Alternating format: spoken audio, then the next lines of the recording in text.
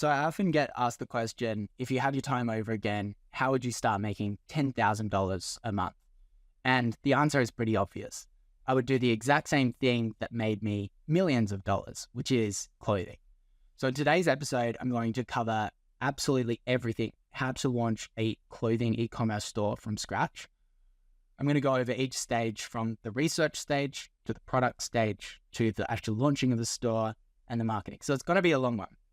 I will say that I've got a completely free Shopify e-commerce course in the description below. You can click that link and join it for free.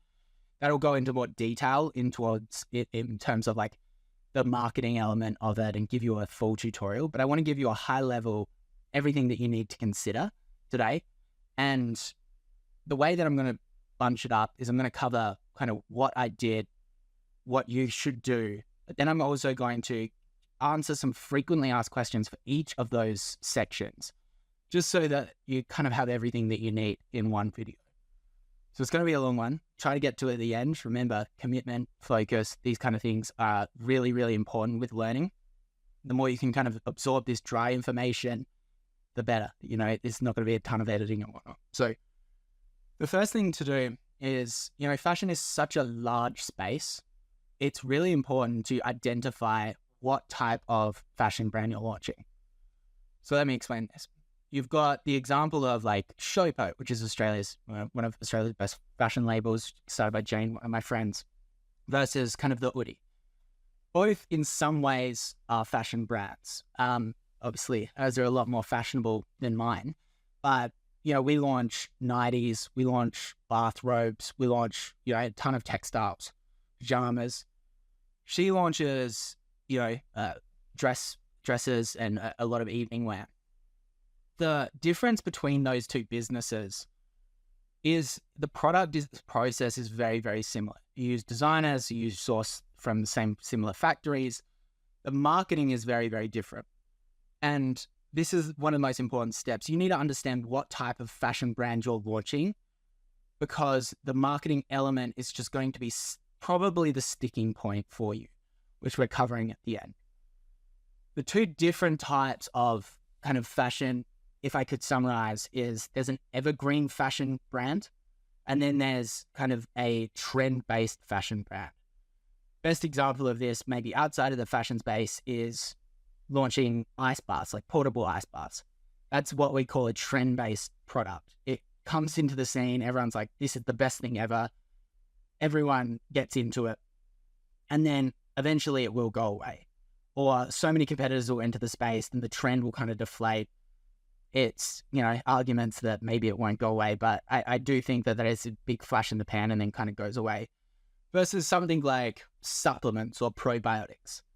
That's what we call an evergreen at a business. And because you can constantly iterate new formulations, you can go in from probiotics to prebiotics, that brand as a whole, and this is typically why they get valued at a lot higher rates, is because they can keep iterating on the brand, and the brand becomes actually a vessel of launching multiple different types of products within those categories.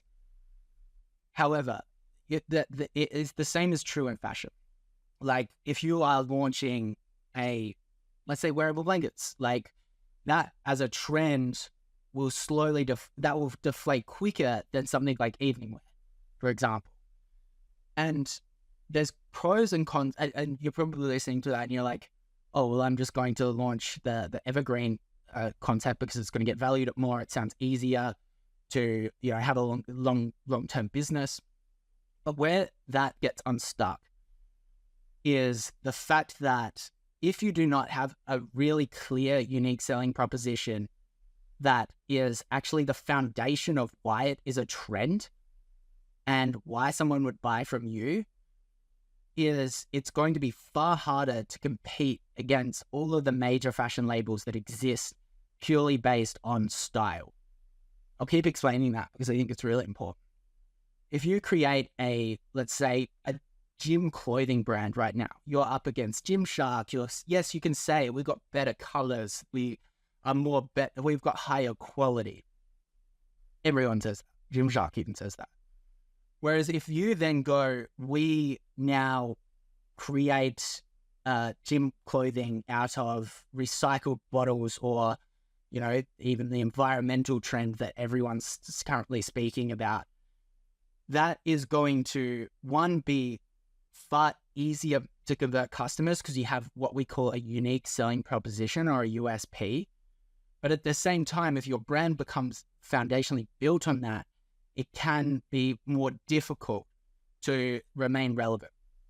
And I'm not sure what the best path is for kind of new entrepreneurs wanting to get into the clothing space, because and you just need to consider what's right for you. My belief is that getting results early is always going to outweigh, the slow burn, especially for new entrepreneurs, because if you can get results early, you get addicted to the process, you can start to get more impressions on all of these platforms. People are starting to look at you, and then you can transition into the more sustainable business. And that is the exact example of that's happened with Oodie. We're doing tens of millions of dollars in other product categories at the moment that are evergreen and very, very sustainable. Whereas if you're going to launch, just let's say a t-shirt brand or a hoodie brand or a streetwear brand, you are not going to, when you launch it, it's going to be very, very difficult to get conversions. So I do believe that there's pros and cons. You just need to be aware of them. I do believe that you do need to come up with a unique selling proposition, which we're going to cover today about how to do it. But you also need to understand that unique selling proposition may just be a vessel to build a larger brand that you can find sustainability in a later stage. And it's just really important because I think this is where everyone seems to fall down in their first business. The most common first business is like a cafe, because people go to cafes every day, or a clothing brand because there's low barriers to entry and people are like, I want to launch a clothing brand. Because that is everyone's first business, it was always going to be the most difficult business to launch unless you create a unique selling proposition. So I hope that kind of clears up. I'm going to give examples throughout this of how you can kind of come up with either clothing brands in the trending space or the evergreen space throughout this video. So how do we come up with a fashion trend? The first thing that I recommend you doing is looking at the acquisition channel that you are planning to sell the product on. So we're almost working backwards. We're almost creating a bit of a marketing strategy prior to launching a product, because everyone is different. Like some people already have these kind of ties within, like maybe they work at some retailers, or maybe they have some ins at retailers. Maybe their best friend understands TikTok, organic marketing. Maybe like you are already very familiar with Facebook. So there's no exact right way to kind of brief people in on how to launch a clothing brand in the marketing sense, because people are going to be different. But you do need to consider what you are going to do to market product. And I say this a lot, but Facebook and Instagram, just paid advertising, is the single best vehicle that has ever existed for marketing a product. And if you can learn how to do that and develop your products around making sure that it can be advertised on Facebook or paid TikTok or paid Instagram, it's all pretty much the same, then you are going to have a very, very big business. If you develop a product that is maybe an afterthought, and this is where a lot of these evergreen products that we were talking about before, where there's no real visual difference, maybe it's just you've got better quality and it's obvious when you touch it, but at the same time, it's not obvious from videos, which you're going to see on the Facebook ads. That's when it becomes really problematic. So understand where you're going to market the product as first and foremost. So we've got Google Paid, which is very, very different platform. So Google Paid, if you think about it, you could do something like your wearable blankets is a good one, and it might pop up there. Google Paid for fashion is extremely competitive. You're seeing a small little image at that top of the screen that's called Google Shopping. You can Google it if you don't know what it is. And you're not really calling out any unique selling propositions or anything like that. So it's very hard to get scale with Google Shopping for something like fashion. Most people can't do it. And then the other thing is that because this is what's referred to as demand capture rather than demand creation. So we're just capturing people that are looking for a white puffer jacket versus we are actually converting them to we're doing interruption advertising. We're creating demand on these other platforms. Then we've got SEO.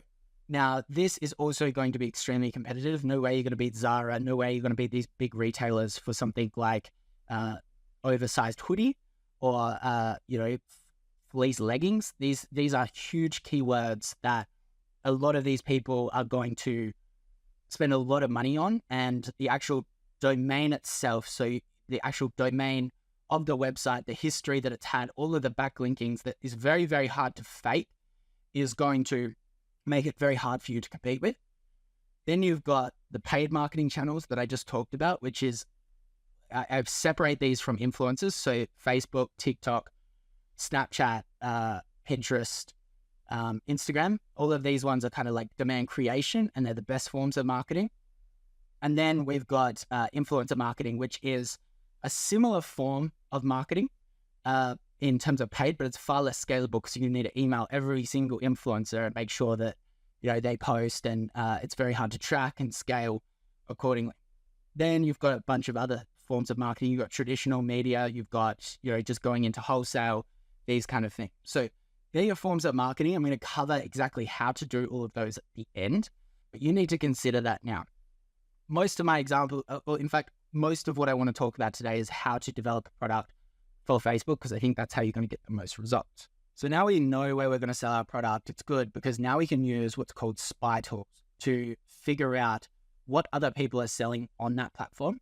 Because chances are, if someone is spending a lot of money on advertising a certain product within one of those platforms, they are therefore making lots of money, because all of this is very trackable. It's not like someone going on TV and spending people running lots of TV ads or lots of billboard ads. They might be making money. They might not be making money. It's famous quotes like, I know 50% of my marketing is inefficient. I just don't know which 50%. That's like an old school way of thinking. But when you use spy tools to check out a lot of the ads that are currently running on those platforms, you will be quite able to see one, how much people are actually spending on those platforms based on the amount of engagement on those ads.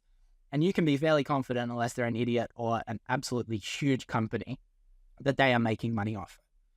So the tools I recommend, I built one. It's called Trend Rocket. You can go check that out. You can go look at all of the fashion brands. You can filter by fashion and find a lot of the examples of the ads that they're running. And there's a ton of other ones as well. You can go onto Google Trends. You can use Mania as well. That's like a bit more of a dropshippy spy tool as well. But realistically, just go and study a lot of the clothing brands that you love on these spy tools to just get a ton of ideas. And I think the best thing about Trend Rocket specifically is it's looking more at brands. Like, you can see that Trustpilot reviews, which is a very, very established kind of review platform that indicates quality and brand longevity as well. And you can also see where they're marketing the products, like different kind of regions, because opportunity will lie in you bringing a certain product that the market wants that is not getting facilitated. So people are already kind of like wanting this puffer jacket, or they're wanting this type of hoodie that's talking about, Formula One. You can't do explicitly Formula One, but maybe it's just like the niche around driving an F1 as a whole, or, it could even be around, it doesn't really matter. It can be about vegans. Like your clothing can really represent, if you're doing kind of like print on clothing, really represent an audience. And that's often what you'll see in a lot of these spy tools. You'll see people are using print on demand or just graphics to really align closely with the target audience. You'll also see a lot of other people like kind of Oodie, like different, what we refer to as blocks. So blocks are a shape of clothing. So the Oodie as a whole would be a block. And then you've also got the bathrobe, which that's another block. And then you've got the t-shirt block, and you can have different variations of t-shirt blocks. You can have an oversized t-shirt block, and understanding how these blocks can kind of differ.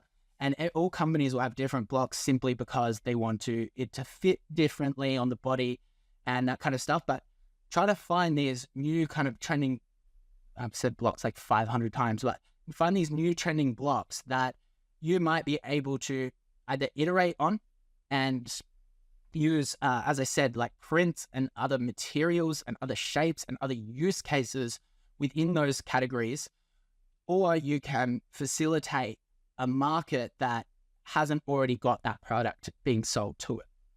So really just kind of spend some time on those spy tools, have a look at who is kind of growing, who's selling and making a lot of money. TrendRocket, it also estimates their revenue as well. And your whole idea is to find a product that is not being sold somewhere, or create a really cool, unique idea that you can then go to a supplier and customize. If you're looking to launch less of like a trend-based fashion brand, you can go to things like trade shows. There's a bunch of trade shows in China that are really, really fun to go. People just like, there's just halls of all different types of products, and there's clothing specific rooms and even shows themselves. And you'll just meet a ton of suppliers. You'll see a ton of different product.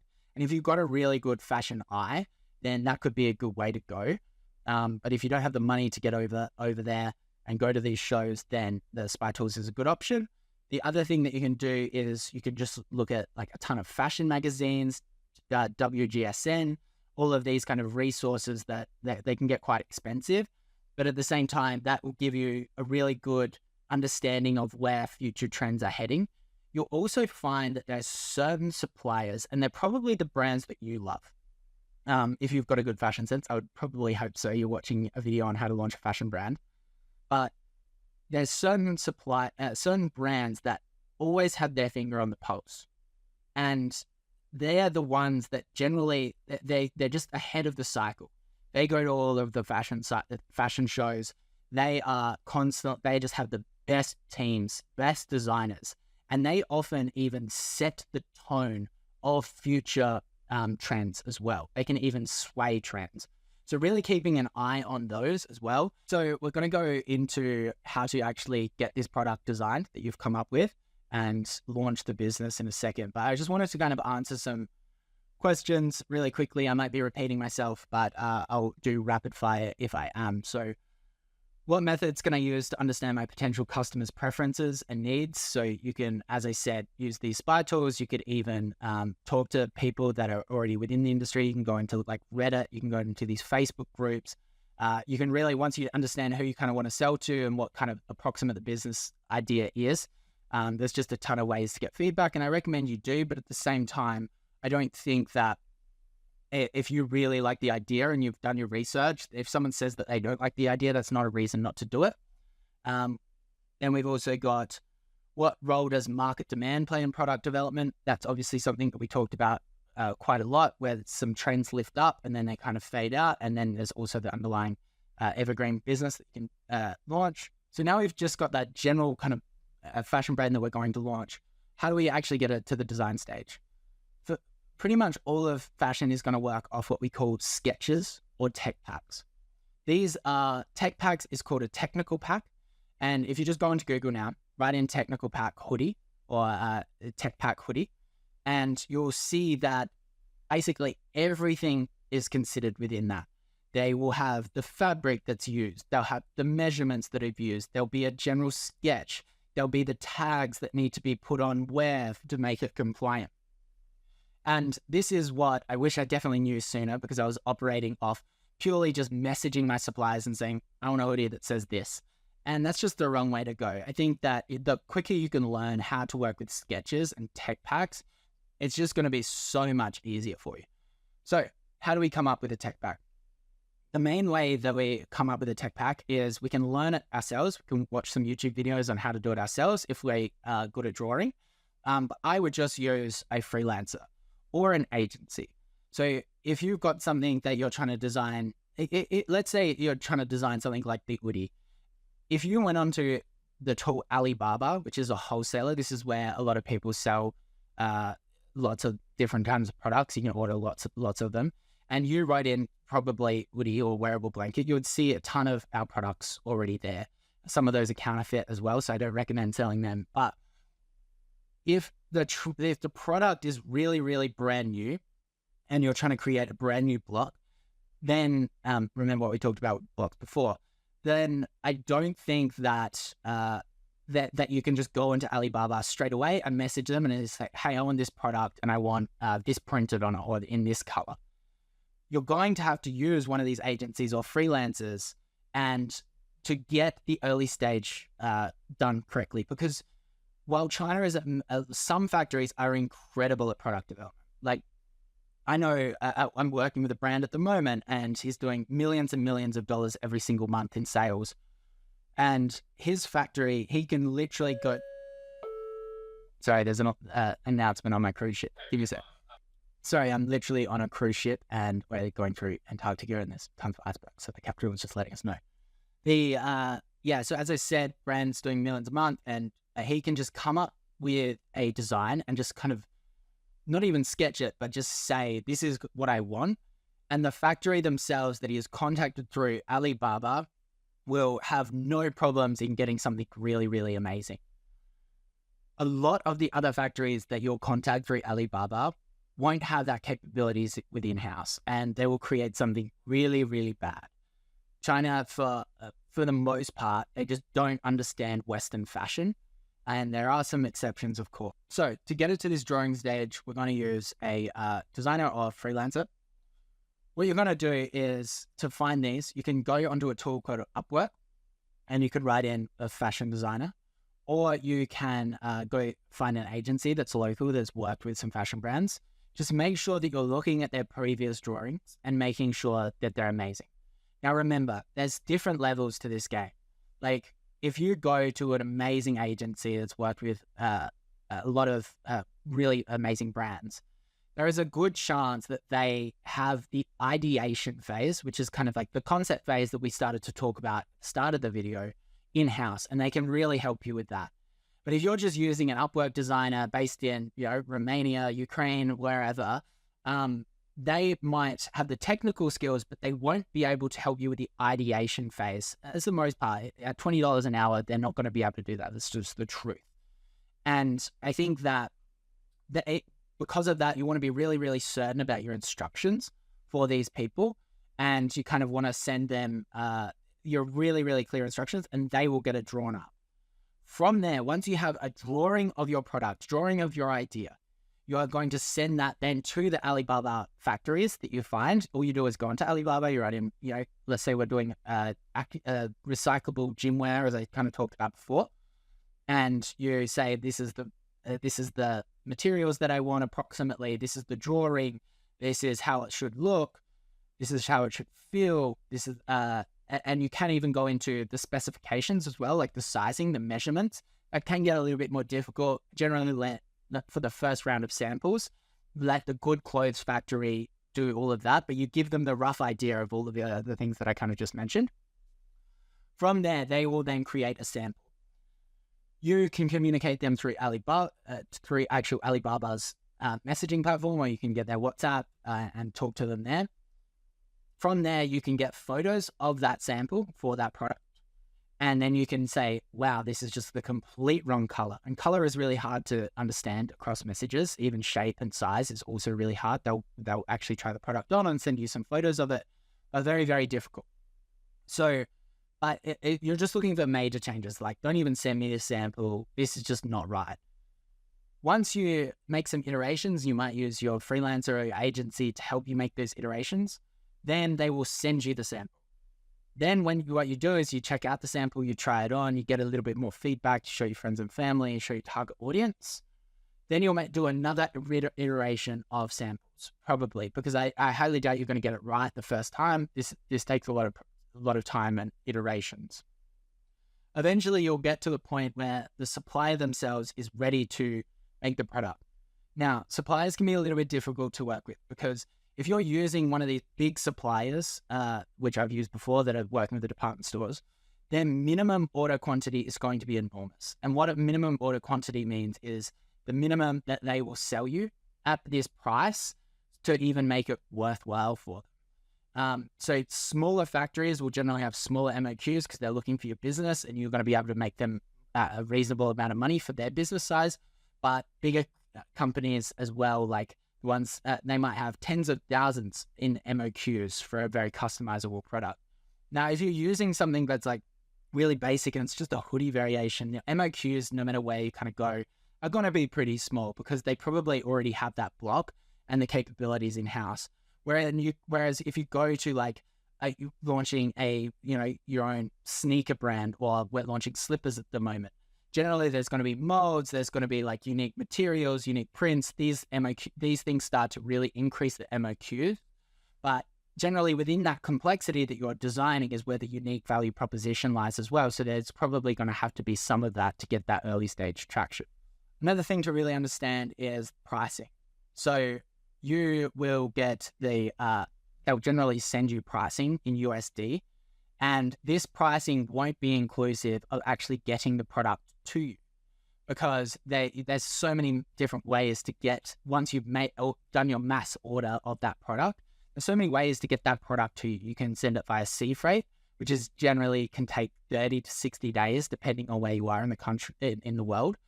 And then there's air freight, which can take 7 to 20 days, even quicker if you really wanted to spend a ton of money. And this can increase depending on the size of your product. If you're going to sell diapers or underwear or something like that, you can probably air freight. You're going to sell hoodies or giant oversized hoodies, you're probably going to need to do sea freight to make sure that you actually have the margin. And this is something where I see a lot of people go wrong in their first product launch. They go, all right, I want this environmental gym wear brand. It's going to be great. And I've worked with a brand at the moment like this, and they're selling it amazingly, but they're just not making it nearly enough net profit per unit sold to really scale the business.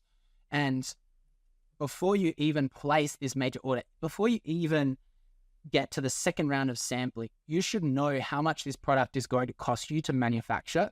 And then you go onto Google and you actually research the competitors that are selling a similar product, if there is competitors for that product, and compare what you can sell your product for. There's a free profit calculator in my free e-commerce course.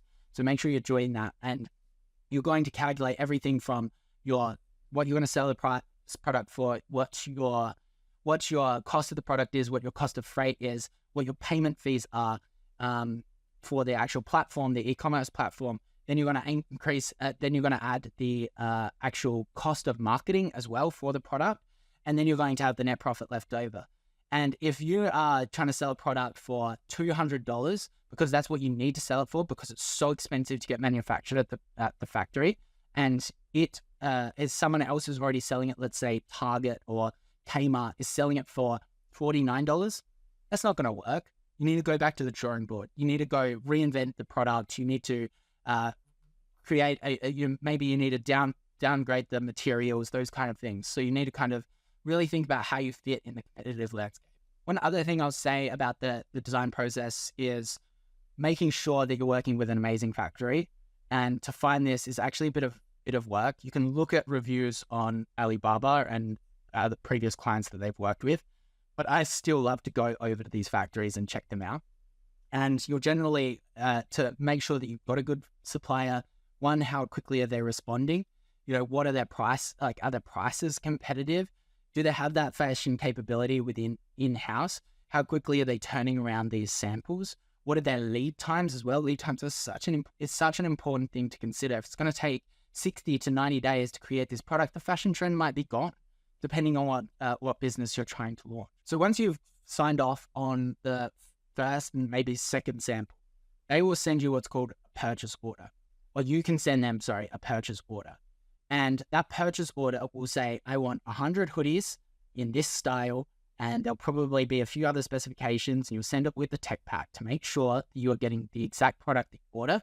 You order that through Alibaba, and you use a trusted supplier on Alibaba, and you order and you do the communication of the PO and the tech pack on the Alibaba chat. And then you'll send the money to basically Alibaba.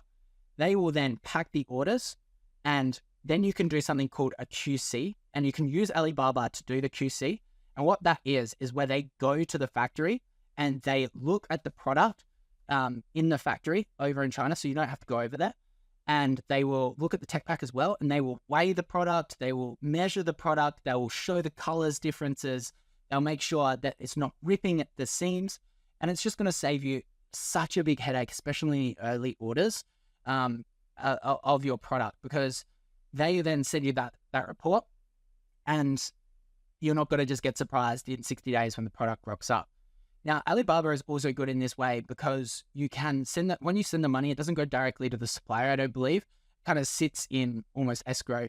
And when the product arrives and there's confirmations, because they'll upload the tracking labels of the mass order to sending it to you, then you can actually use, trade assurance as well. It's called trade assurance, where you're like, they just sent me 100 products and none of them are right. And you've got your tech pack, you've got your clear, and you're much more likely to get your money back there. There's just an element of safety, because I know as a beginner, I just don't want you getting scammed like kind of straight away. So that's a good way to go about it. If you're going to use an agency, they're going to handle a lot of this kind of stuff for you, but it just might not be feasible for you for that. But yeah, all of the products will come in. Make sure that you've got some labels on it. You can just use ChatGPT to say what you should be putting on your labels there.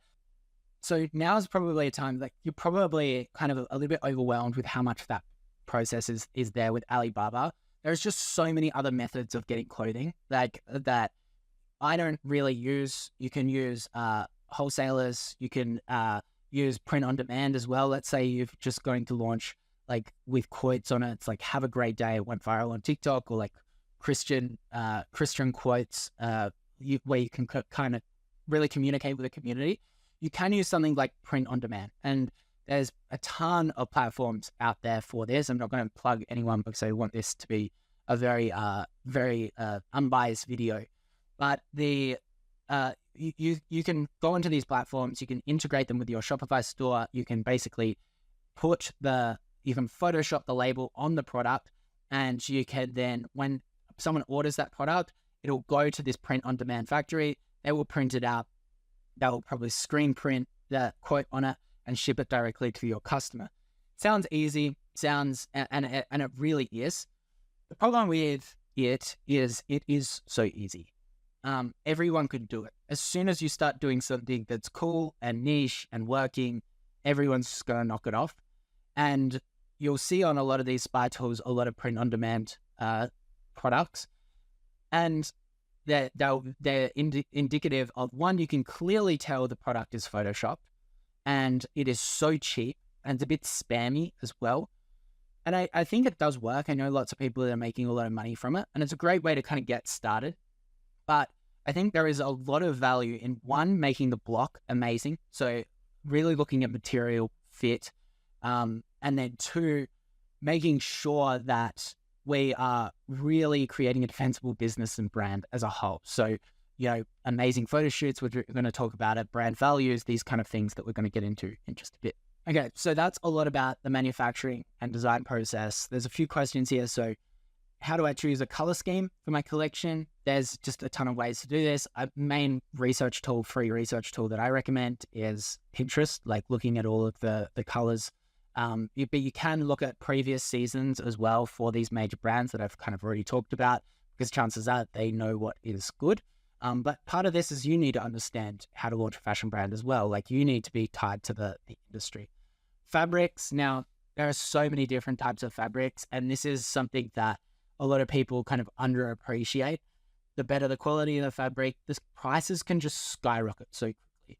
So if you want something like cotton or silk, this stuff starts to get really expensive, but it's really breathable and quite comfortable, versus something that is like polyester, which can be much cheaper and much, much warmer. So you need to really understand fabric types and do a bit of research on those. You can use ChatGPT for that. It's very, very easy. The other thing is how many kind of designs should you be launching initially. I think that you shouldn't be launching one initial design unless it is like just a major feature product. You should probably, if you're just launching a streetwear brand, you should have 3 to 5 designs, because chances are the Pareto principle will come into play, where 80% of your results will come from 20% of your ranges. And if you don't have that one hero product, you might think that you've done things wrong. So more shots on goal is basically what I'm saying, where you want to launch 5 products or so if you can afford it, if the MOQs are low, so that you can, hopefully get one kind of hero product, and one will just sell, the rest will kind of just kind of drab along. I think that What are the basics of sketching fashion designs? I talked about that. You can use someone else. You can do a rough drawing yourself. You use tech packs. Do you need to be good at drawing to design clothes? If you're going to design it yourself, you do need to. You can check out Blogilates, like she draws all of her fashion herself, and then launches the product, which is very, very cool. What is the process of turning a sketch into a pattern? You can use, as I said, the designer. You can send it to the factory. They'll start working through that. Now, when you're working with these designers, another role that you can actually be looking for is a pattern maker. In the beginner stage, these people are going to be able to connect you with other people and do enough in their early stages to get you to your first sample. When you get very, very experienced, there's people that are going to do grading for sizing. They're going to be designers, pattern makers. All of these roles are going to kind of explode, and you're going to need to start specializing. But realistically, all we're trying to do is get, up to 5 products for the initial launch. And I think that just hiring a general product designer is going to get you there. All you need to do is get the sketches. So now you've kind of got those samples. We really need to, and we probably should be thinking about this before we get the samples. We need to define what our brand is. A brand is an emotional connection that someone has to your business. And brands can make people act in very, very interesting ways. And there's probably no industry where brand is more important than clothing. A brand is very often the type of people that are wearing your product. So for example, if a young kid is wearing Reebok sneakers and then their mum starts to wear them, then chances are those sneakers are going to be way less cool for that young adult. And I think, my friend Simon Beard from Culture Kings, he said it best, a brand is earned in drips and lost in buckets. And while I don't think that when you first launch a product, a clothing brand, that brand is going to be the determinant whether it succeeds or fails, it is still important for you to define it. Because if you go onto a brand website and they're selling a hoodie that is similar to somewhere else, say Kmart, and there is no statement of who that brand is for and what it stands for, chances are they're just going to buy the cheap product from the competitor. So I think that clothing, it is kind of important to at least try to define it initially, and it's going to adapt. It probably will adapt if it's your first business. But the branding side of things, the main thing that you kind of want to understand is, who is your product for? What do you stand for? And how does both your products and your marketing communicate that? You can then go into supplementary things like your logo, which you can develop just on Canva. Go onto Canva, write in clothing logo, and you can just write in your brand name. Then there's the typography, the color palettes, the tone of voice of your business, the website design as well. All of these things should remain very, very consistent throughout. And I think that Canva is just this insane tool that you can now use to make sure that happens. You can just go into Canva and you can I would go into ChatGPT first and say, what are the key elements that I need to define to create a basic branding guideline? Start there. Then I would go into Canva and I would find the logo. I would add a color palette, and then I would add some example imagery that you really love, and just kind of use that as your visual representation of this is what my brand is going to look like. You're going to have to send all of those logos to the manufacturer, put them on your tags, all of that kind of stuff. And that should really kind of be enough to at least get you started. Now, if you are experienced and you have launched a successful business before, this is a beginner's guide. Let me be very, very clear. If I was to launch a clothing brand, I would probably spend $50,000 on the branding stage and trying to understand that. Maybe a bit less, but I would definitely be spending a lot of time and money and understanding the competitive landscape. I don't think that's very necessary when you're just getting started because it's going to adapt. So we've got a basic branding guideline. It's got images on it that we like. We've got a logo, this kind of stuff. Then we've got our samples. Now it's actually about launching the e-commerce store. There are a lot of options to choose for with launching your e-commerce store. But at this point in time, I 100% believe Shopify is the best option for that. They're not paying me to say this in this video, not at all, but it is going to be the simplest. There's going to be the most support. So sign up to a Shopify plan. That'll be super, super cheap. I'll actually leave my affiliate one for that. I know I said that I was going to keep it unbiased, but I'll leave the affiliate thing because I think there's an offer in that for you, which is kind of cheap. Then you kind of got two options at this point. As we are doing a lot of this stuff ourselves, we probably want to design the store ourselves because we're trying to keep this, this brand launch very, very cheap. But you can use, again, an agency or a designer to help design the website. I don't believe that is necessary, especially in the early stages, especially if you've got a bit of an eye for creative. There's the components of making up the website. First and foremost, the thing that is going to shift the brand monumentally more than any other, coding anything, is going to be your product imagery. And this is where, I was working with a brand and they were selling men's fashion clothing. And I went onto the website. I was luxurious clothing as well. I was like, it's just not up to scratch.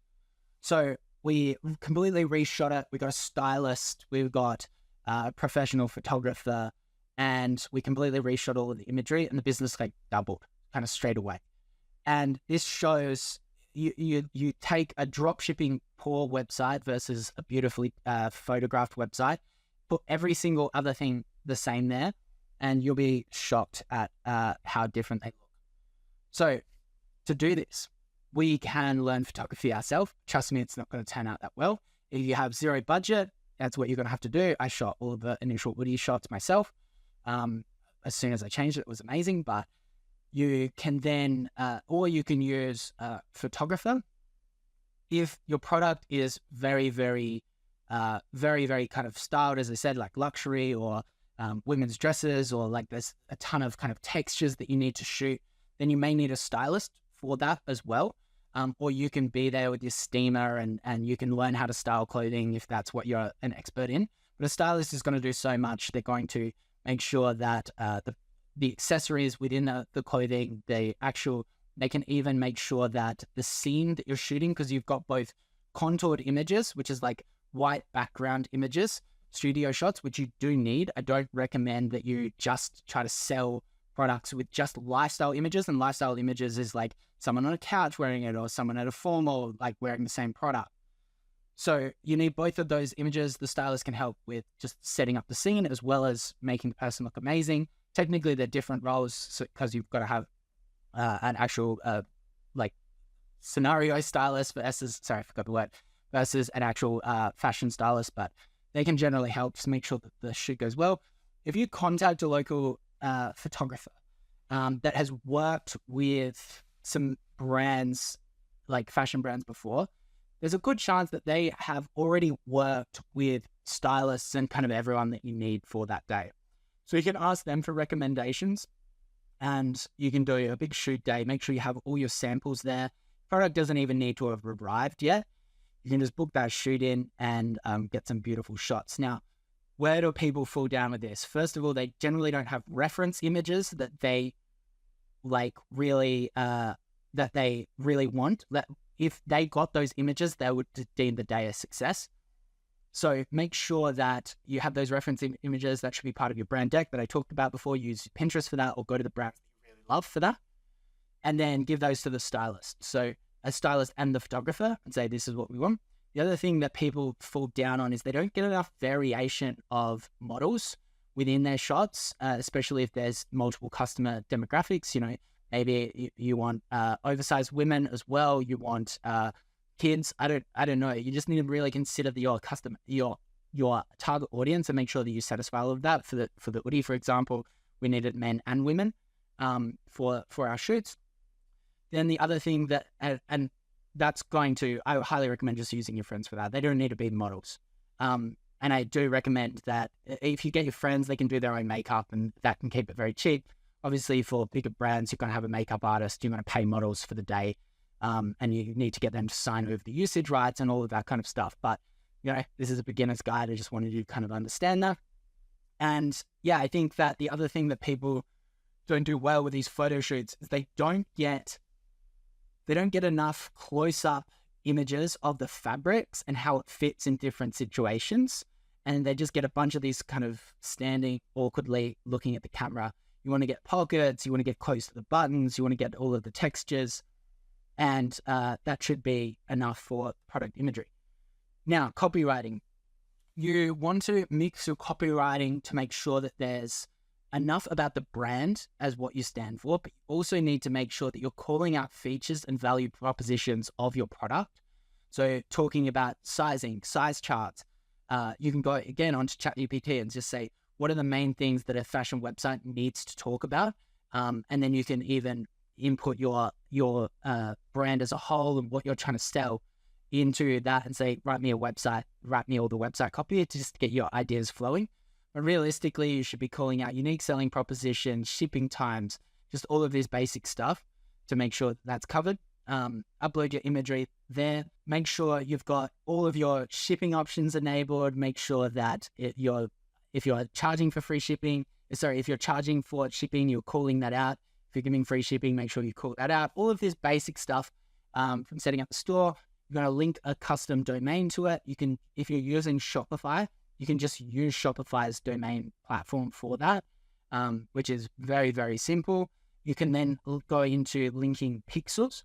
Now, I've got a ton of technical stuff like this, tutorials like this in that free Shopify e-commerce course, but I'll just talk about it overall. So generally with Facebook, what you're going to do is you're going to go and set up you're going to go to business.facebook.com, set up a business manager. Then you're going to go into Shopify, then you're going to click link to Facebook, and it's going to make sure that Facebook and Shopify are now linked. You're going to link what's called a pixel as well, and that's going to allow you to start advertising on Facebook. In that business manager on Facebook as well, you can then link your Instagram. Maybe you've already got an Instagram. I highly recommend creating one with your brand's name. One thing I didn't talk about, which is really important, is the actual domain and the brand name as a whole. I really glossed over that. I'm sorry. When coming up with a brand name, I think it's important that you follow the DTF framework. Fun fact, my initials is DTF as well, in a creepy way, but it needs to be domainable. So you need to be able to find the domain, the .com, the .co.uk, the .com.au. You kind of want all of those domains because you're going to be a massive brand, I have no doubt, one day. And then you want it to also be trademarkable. So calming blankets, for example, was not a very good trademarkable name because it was too descriptive and it caused issues there as well. So if you're going to call it bigpufferjacket.com, that's not going to be trademarkable, which is annoying. And trademarks used to be overrated. They were kind of like, you had common law usage rights where you could kind of sue people without the trademark. They were kind of knocking it off. But now in the world of scams and online kind of people scamming your websites and launching a similar domain, trademarks are going to be really important to do what's called DMCAs, which is taking the other person's website down using that trademark. Same with Amazon, you really need the trademark to sell there. Then the F is for flexible, which is just like, again, bigpufferjackets.com. What if you want to go into pants later on? It just doesn't really make a lot of sense. So they're the main criteria of the name. It can be very, very it can be ambiguous as a name. You know, there's tons of very ambiguous names like Apple, like what, like it doesn't matter too much. So just make sure that they're achieved. Don't get married to a name. Just make sure that it's very, very safe so you don't get sued before you even get started. Probably should have touched on the legalities of launching the clothing as well. So clothing is an interesting one where if you copy something identical, you are going to run into issues there. But slight variations are going to be protected. And this is like what the whole problem with Shein or Shine, whatever, they are just like doing the slightest variations and then that saves them. Where it gets a little bit different is when there's registered designs or patents, or even characters. So like if someone copied and pasted my avocado exactly from my avocado Oodie onto their designs, like that is a trademarked design, and we can kind of protect that as well. So just make sure that you're being as honest as possible, doing slight variations on it. But the clothing industry is rampant with people just knocking things off. The more unique you can make it, the better as well from selling the product. So back to the Shopify store. You're then going to link a payment option as well, link your bank to the Shopify store. If you can, in this very early stage, set up a business, and this will depend on your region as well as your tax situations, but just going to an accountant saying, hey, I want to set up a company, because one, you're going to be liable if something goes wrong and you're using your personal name, like you're going to be liable for that. So using a business is actually a bit of protection there, and you can start, doing your tax properly, all of those kind of things. So setting up your business will allow you to set up Facebook properly, set up your Shopify store properly, and start doing tax accordingly from the early stage. Next step, we're going to upload all of our product images. So we're going to create a product listing. You're going to have a bunch of images, you're going to have a bunch of copy, you can have a bunch of FAQs as well, and you should be pretty kind of good to go there. You make sure that you have a customer service email that's not too difficult. I don't recommend using customer service tools initially when you kind of just start out with your business. You can just have an email, just make sure that it's working, test it out, test all of these things out, go and purchase a product, just absolutely test it from day one, and make sure that all of the systems and processes are working. Customers might email you in with questions that you can then update your website on later on. And yeah, you should be kind of good to go and start launching traffic, which I'll get into in a second. Let's just go through these frequently asked questions. So what payment options should I offer? I highly recommend offering PayPal, credit card, and buy now, pay later options, such as Afterpay or ClearPay, these kind of things, because, Klarna. Because that will increase your average order value. It used to. I'm not sure at the time you're watching this, but people spend more with those buy now, pay later software. You're going to pay a higher fee for them, but that I highly recommend setting them up. Your payment fees are going to be anywhere from 2 to 4% of your revenue, most likely. And those buy now, pay later ones are going to have a higher percentage of payment fee. You don't need that stuff to set up. All you need is credit card and PayPal initially. So yeah, make sure you do that. Make sure that you set up your terms and conditions of your website, your refund policy, these kind of things. That's a good one. What SEO practices should I consider? I don't think you need to consider many SEO practices initially, even though Shopify will prompt it a lot for you. I think that, all of this stuff is kind of going to be a distraction. All you need to do, because we're going to be launching paid advertising, which is the best form of advertising. And yeah, the other question is, should I do a hype drop for the website? I would say that building hype is going to be very, very difficult unless you already have an existing following on a page, and you should just be launching and making it available when it's available, because a lot of logistical issues might happen. Your product might be delayed. That being said, I love going on sale before the product even arrives and building a bit of hype from it. It just might be a little bit difficult, because if you launch your ads or do your social media and no sales come in, you're not going to be really sure if it's because your product just isn't quite right, or the fact that it's just on pre-sale and people aren't going to wait. So that's kind of up to you. If you're going to do a lot of organic social media, and that's kind of what you want to start specializing on, which we're going to talk about in a second, then doing a little bit of a pre-sale isn't a bad idea. Just make sure that you give yourself a little bit of buffer, both in not selling 100 products. If you've only ordered 100 products, sell 90 products, just so in case there is issues, exchanges, returns, or delays.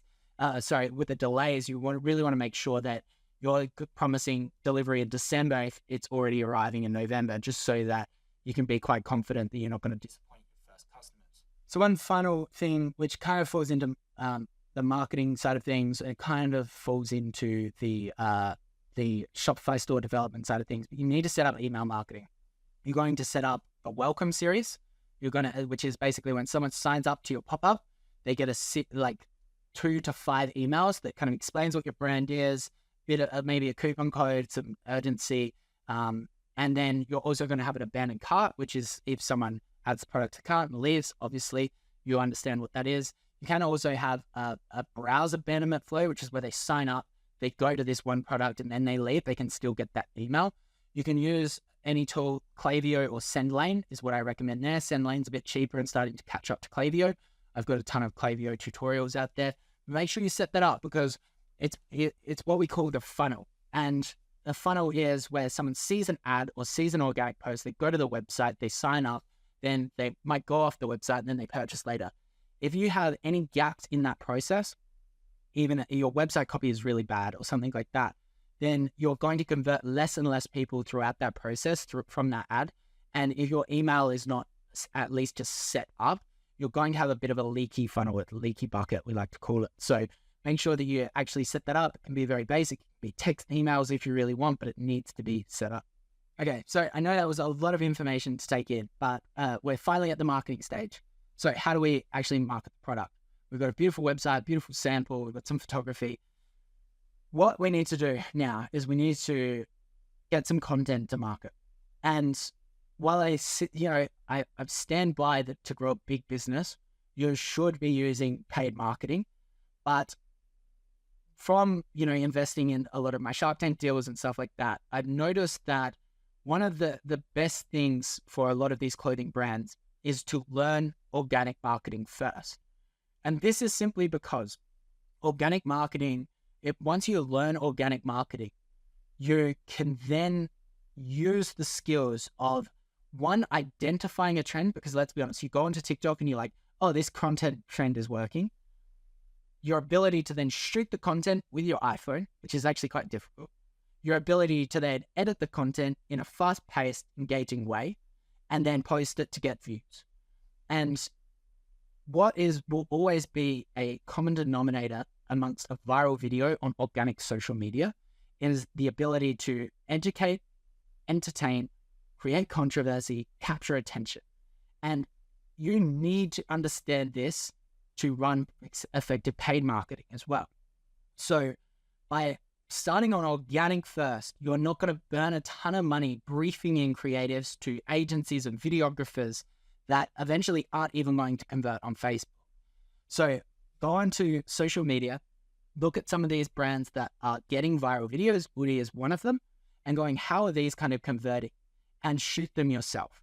Then again, this is for beginners. So shoot the content yourself with the samples that you have and start sending traffic directly to your store. Once you understand a little bit more about who you're selling to, what kind of features they love about your product, when they would wear the product, why they're purchasing from you, the negative reviews on other competitors that you can kind of call out that you have now solved. Once you understand all of that stuff, and a lot of that will be discovered by actually getting viral videos organically, which will produce sales, they're not a waste of time. Then you can go to a content agency. You can use what's called a UGC agency. You can go to Twitter and write in UGC agency, and there'll be a ton of people to create creatives there. You can email me as well. I can recommend some or ask it in the school, the free ecom community. Then you can brief in and get specific Facebook creatives. Now, I do think that specific Facebook creatives from a good agency or a good videographer is going to outperform your organic social because there are slightly different factors there. But at the same time, you're still going to be using those organic social media content that you've just learned to shoot. You're going to spend a ton of time mastering that. It's going to take a month to 6 months, depending on how creative you are or how much videography skills you kind of already have. Then once you've done that, you can brief in these creatives. You're going to have a ton there. You're going to upload it to Facebook. You're going to understand the margin for your product because we've already talked about the calculator. You're going to spend some money on Facebook. You spend $1 on Facebook, you get $3 back, and your business will kind of start to grow from there. Now, I often get asked, what about influencers? And as I mentioned before, you can identify a bunch of mid-tier influencers. So, I don't know, 20 to 200,000 followers, maybe even a little bit less and a little bit bigger. But they are going to be such expensive form of traffic. And this is where I see a lot of people fall down in the marketing side of things because they assume that influencers, because they get 1,000 likes on a post, that's going to be the best way to get in front of people. You can reach so many more people through Facebook ads. But where influencers are good is the authority and the credibility that they provide, and also the content that they provide. So typically, if I was to launch a new clothing brand as a beginner, I would probably still get 2 to 3 influencers that take beautiful photos. And I would then make sure that in that agreement that I'm working with them, I would probably go, I want an Instagram story, maybe an Instagram post, depending on the price of their offering. But then I'll just say, I want 3 to 5 photos from you. And I want to be able to use those photos in ads and on my website. And there is definitely value within that. And if you work with someone that's got less than 10,000 followers, considering that you're not actually engaging them to really to drive traffic to store, because you know that you're going to be driving traffic through other means, then they're probably going to be super cheap.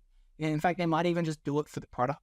But you don't want to be focusing on that. Focus on the core levers, which is developing products that people love, optimizing your marketing funnel, like your website, email, and all of those kind of things, then developing amazing Facebook creatives that you can spend lots of money with, or developing amazing organic creatives if you kind of haven't passed that stage. That is where your focus should lie. If you do all of those things correctly, we'll create an amazing clothing brand. Main piece of advice is, if it didn't work initially, then just don't give up. Like, these things, making money online is hard. It is definitely difficult. Work on it for 6 months, 12 months. Keep iterating on products. Keep becoming a better marketer. Keep learning, but just don't give up. I hope that helped.